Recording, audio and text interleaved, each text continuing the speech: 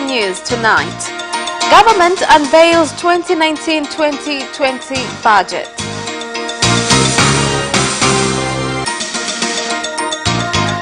In international, Kenyan government has tabled 3.02 trillion national 2019-2020 budget.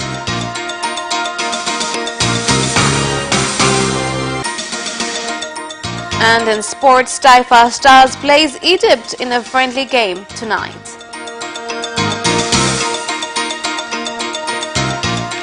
Good evening, this is Capital News at 9:30. My name is Khadija Zimbwe. First, the national news. The government has unveiled the 2019-2020 budget, which include scrapping of 54 fees and levies imposed by ministries, departments and institutions in order to remove bureaucracy faced by businesses and improve the investment and a business environment, tabling the 33.1 trillion shillings budget in Parliament in Dodoma.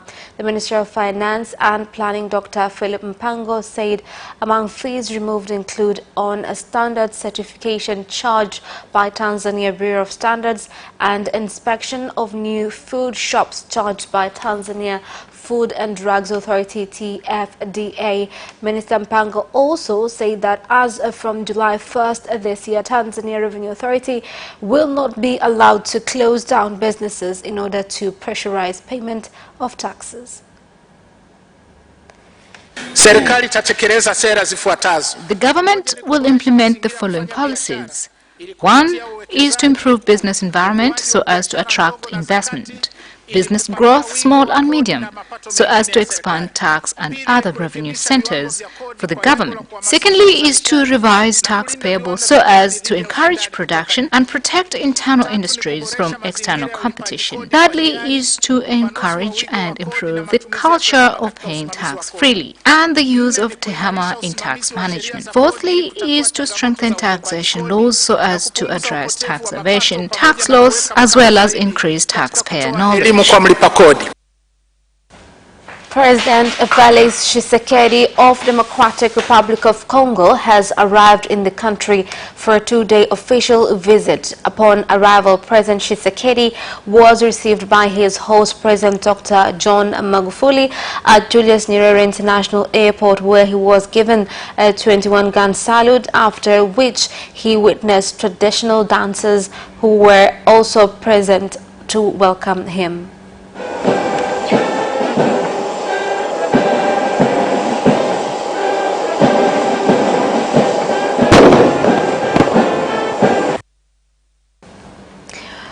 Again, President Dr. John Pombe Magufuli today met two hydropower production innovators from Jombe region and directed experts from the ministry and institutions involved with science, technology and innovation to support innovators in improving their work. President Magufuli met the two innovators, John Akani Forte, who has invented a project which produces 28 kilowatts of electricity, and Jairus Ngairo, whose project produces 15 kilowatts of power at State House in Dar es Salaam. Wamesema watakulipa milioni ngapi? 10. Kwa hiyo mna milioni 10. So as I understood it, you will give 15 million shillings and you will also give 15 million shillings. Isn't that so? And then TANESCO, you will go there to oversee the whole project and determine how it can become viable.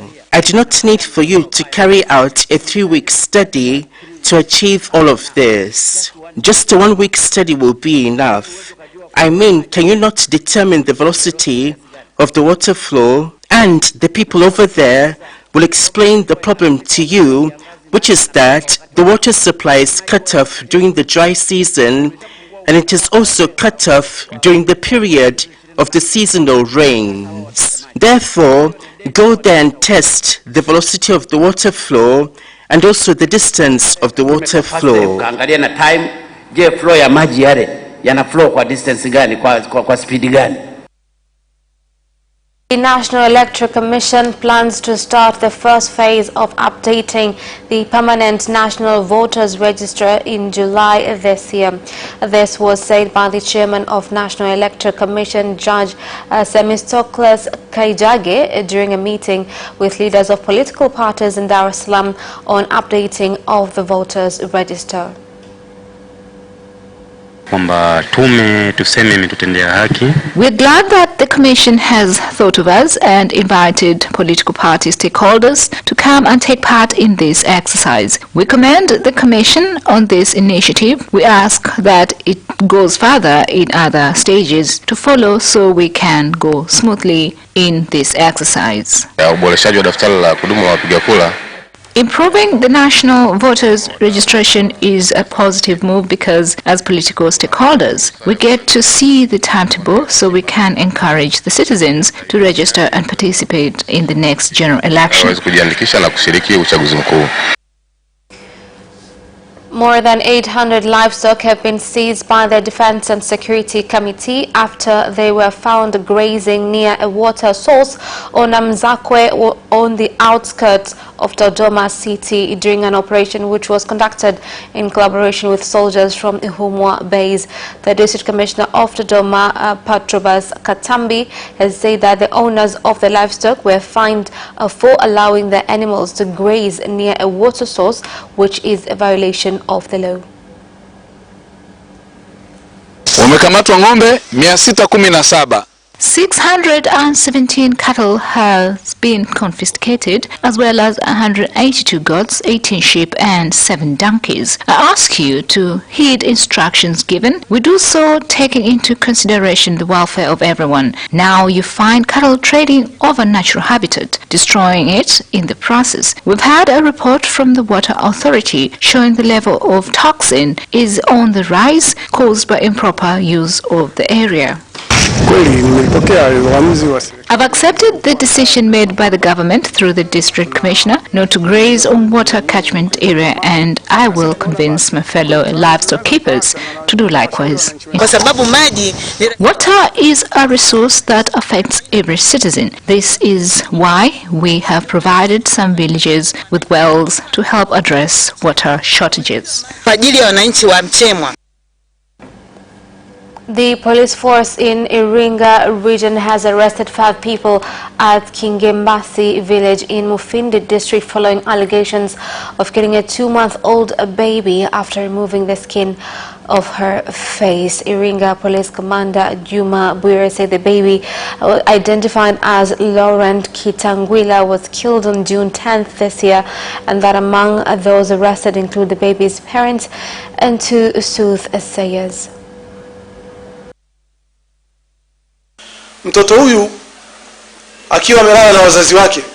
This child was asleep together with his parents, but in the morning they found him dead and slashed with a sharp object on the face from the forehead to the nose bridge. What's surprising is that the parents reported the incident about noon, so the police arrested them and are in custody. Preliminary investigations show no sign of forced entry, and that the father during the night had left the house with the child and nobody knows where he went. Further investigation is ongoing, and so far we've arrested 5 people, including 2 witch doctors. Chanzo cha mtoto huyu kujeruhiwa katika njia za namna hiyo ni kitu gani?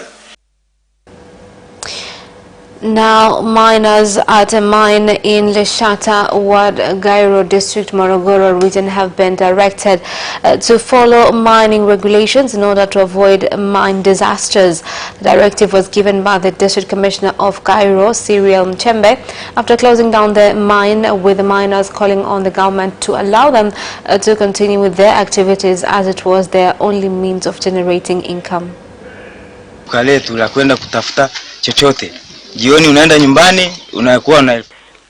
like to say that when we work hard here at these mines, we receive 2,000 shillings or 3,000 shillings. We take this amount of money home and we use it to not only feed our families, but also to take our children to school. So we are calling on you not to close this mine, because as you see us here, We have already chosen a chairman who's responsible for our safety. Mashimo mengine yako karibu sana. I'd like to say that there are some very deep pits which are located close to this mining area. It should be noted that the close presence of these deep pits jeopardizes the activity of mining in this area.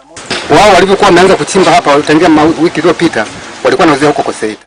I would like to say that when they started mining here a few weeks ago, they would take the minerals that they had obtained and then go and sell them in neighboring areas. Once I realized this, I contacted my superior officer and asked him for guidelines on this issue.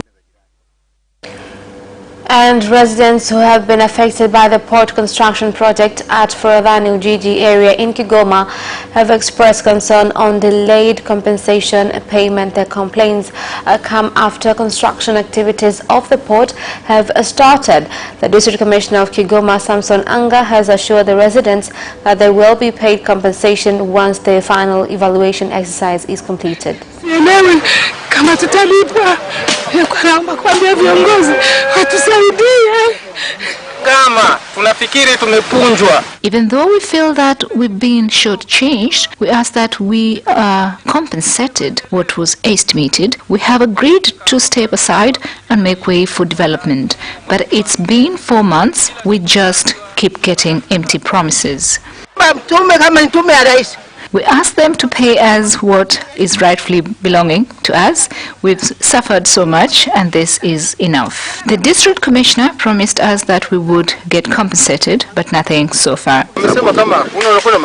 If we are not compensated, then we will go to court. It's been a long time, but nothing has been given to us with regards to compensation.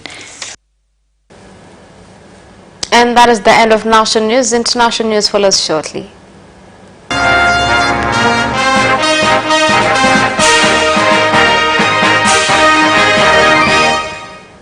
And in international news, the Minister of Finance, Henry Rotich, in Kenya has tabled a 3.02 trillion national 2019-2020 budget, which has gone down from 3.07 trillion shillings last year.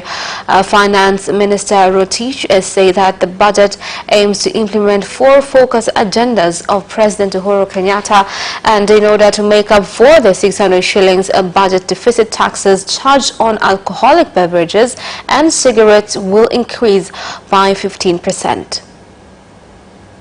The law currently provides for an annual... The law currently provides for an annual inflation adjustment for excisable goods.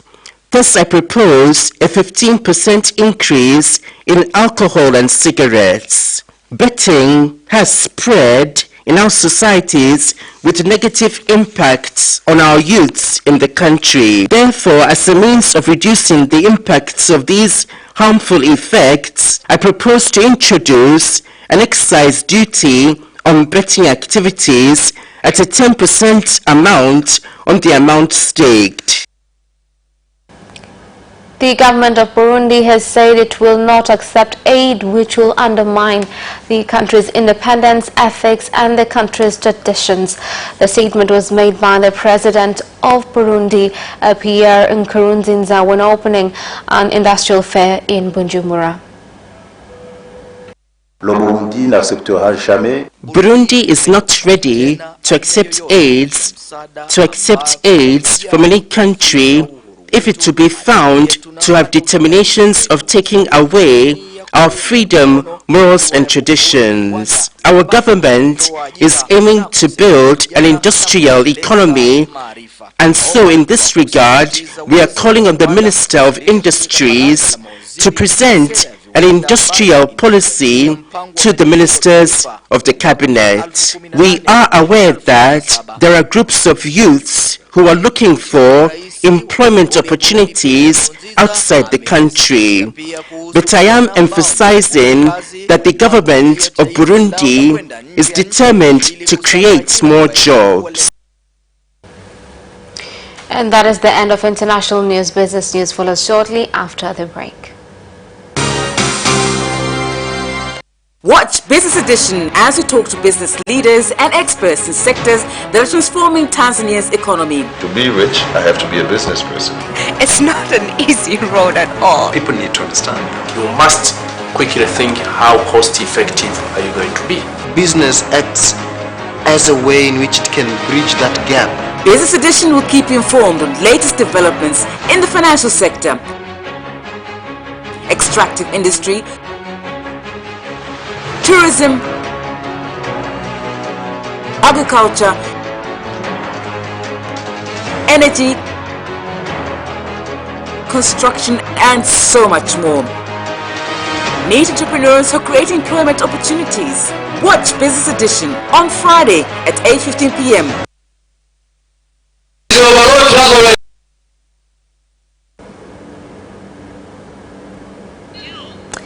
Welcome back and in business news tonight. Now, tobacco farmers from Ilunde Ward in Mlele District, Katavi region have complained of a delayed distribution of agriculture inputs, which has resulted in poor production. Working materials like overalls are delivered late in November after all the farmers have already spread pesticides at their farms. There are also contradictions on the prices of agricultural inputs in the 2018-2019 season.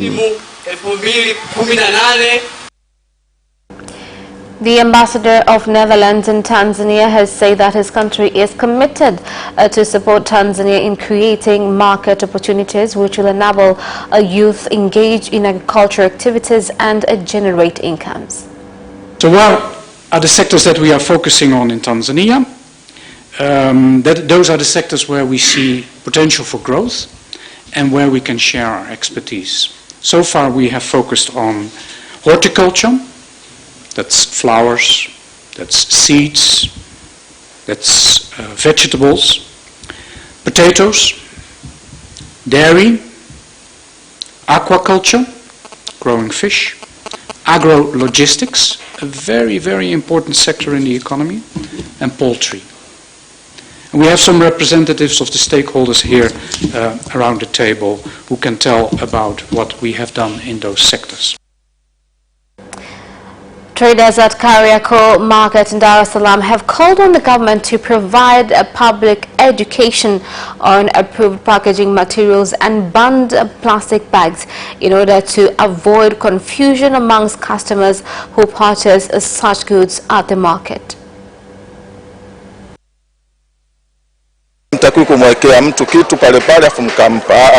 The plastic bags that are considered as packages are the ones in which products are well packed, ready for a pickup, and not when a customer comes and then you put the goods into the packages. Again, after buying things, a customer must have a bag to carry his or her goods. Customers need to be educated that they must have bags in hand whenever they intend to go shopping to buy things. These things need to be elaborated thoroughly. Are these bags or packages? As traders, we do not know the difference between the two. Even customers themselves are in confusion. And that is the end of business news. Sports news follows shortly. Away first time, good start from Bolt. Bolt leading a moment and going away. Gay trying to go with him and he's going to be dragged through to second place, but he's going to win it by 2 meters. Away first time, good start from Bolt. Bolt leading a moment and going away. Gay trying to go with him and he's going to be dragged through to second place, but he's going to win it by 2 meters.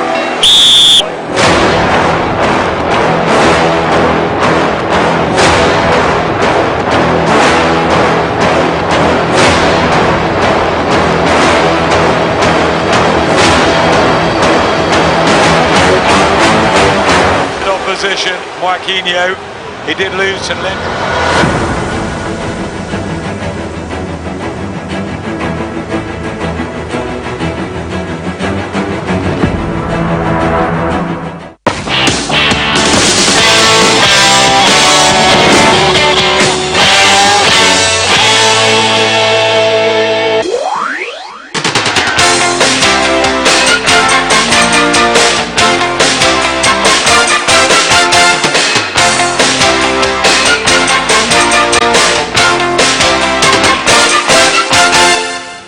Welcome back, and in sports news. The national team Taifa Stars will play a friendly in preparation for the Africa Cup of Nations against the hosts Egypt tonight.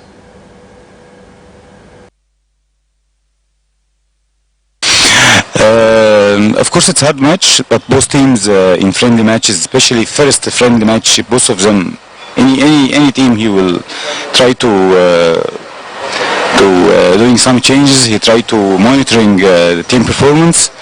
I think it will not be a hard match. We will be a good organized against Egypt, and I expect good match from both.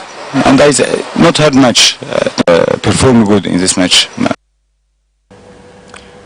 Liverpool will raise the curtain on their Premier League season when the host promoted Norwich on the evening of Friday 9th August, and if the release of the fixture list today felt early, as it always does, it has nonetheless generated the usual scrutiny and excitement. Here's more on the story. That Liverpool were finishing what can now be called last season with their Champions League final triumph over Tottenham in Madrid, and Jurgen Klopp's team have been given a demanding start to the new domestic campaign.